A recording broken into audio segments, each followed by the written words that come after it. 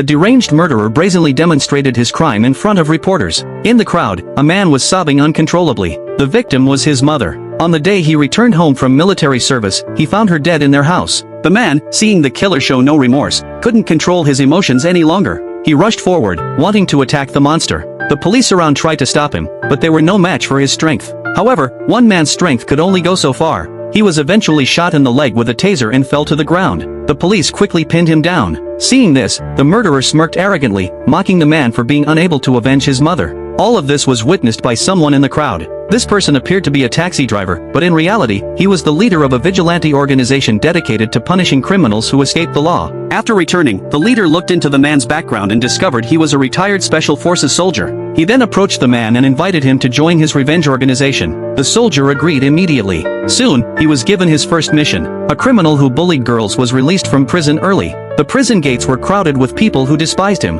The criminal offered a half-hearted apology and casually got into a taxi. But what he didn't know was that this wasn't an ordinary taxi, it was driven by the man, part of the vigilante group. The man's teammate informed him that a large number of media vehicles were following them. The man quickly turned into a side road. Then, his teammate appeared, using a staged car accident to block the pursuing vehicles. The criminal in the car soon realized something was wrong, this wasn't the way home. He pulled out his belt, trying to strangle the man, but the man easily subdued him with one hand. The criminal kicked furiously, but the man stabbed a pen through his calf.